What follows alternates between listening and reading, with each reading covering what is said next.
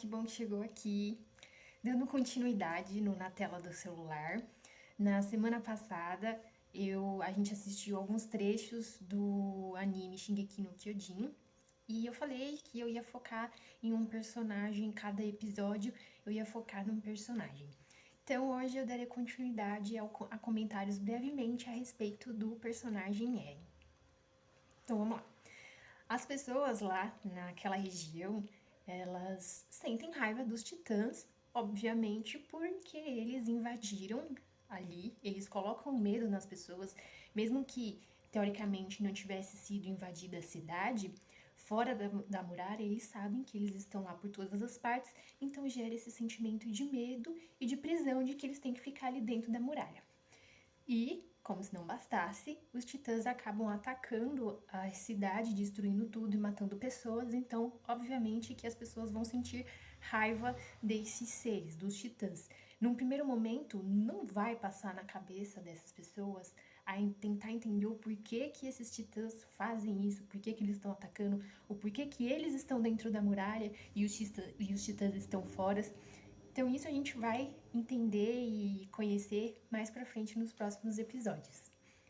E o Eren, desde sempre, ele teve uma raiva, um questionamento que vai motivando ele a querer descobrir o que tem lá fora, independente se tenha titãs ou não, se ele vai sofrer alguma coisa ou não. Ele e um pouquinho do Armin tem um pouco esse questionamento também, mas pelo jeito dele de ser um pouco mais retraído, de ter muito medo, de não confiar nele mesmo, ele acaba não sendo tão incisivo quanto o Eren. Já o Eren não, é bem nítido que ele questiona, que quando ele vê alguém que não condiz com o pensamento dele, que aceita ficar ali na muralha, que não vai atrás de lutar, ele se incomoda. Então o Eren desde sempre tem esse questionamento e também nos próximos episódios a gente vai saber se ele de fato vai entrar pro reconhecimento ou não. Lembrando que o reconhecimento é a tropa que sai da muralha, sai para fora para conhecer e ou matar os titãs, tentar eliminar os titãs, ou capturá-los para conhecer, enfim. E também conhecer o que tem afora da muralha, além dos titãs. E, além de tudo isso, dele se questionar, dele ter raiva, de ficar ali preso e não entender, e dos titãs botarem medo, dos titãs terem entrado, acabado com a cidade, matado pessoas, uma titã matou a mãe dele na frente dele. Então isso é um episódio é uma cena muito marcante para ele.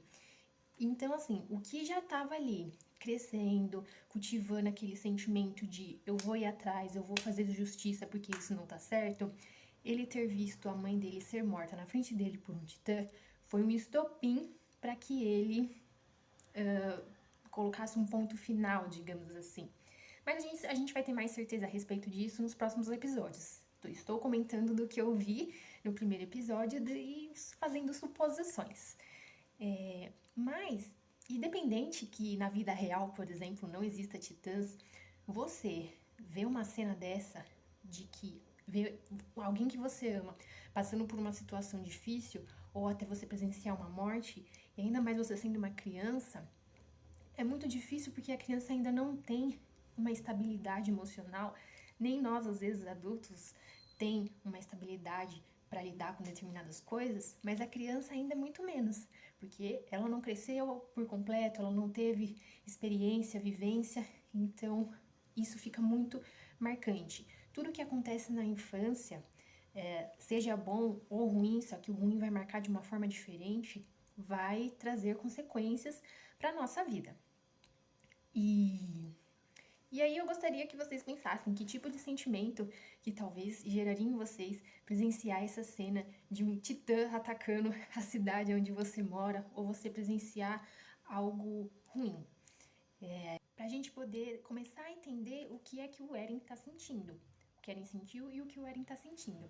Então, no próximo sábado a gente vai continuar assistindo Shingeki, no caso o segundo episódio, e eu vou focar em outra ou outro personagem. Então, obrigada por ter assistido até aqui e até mais!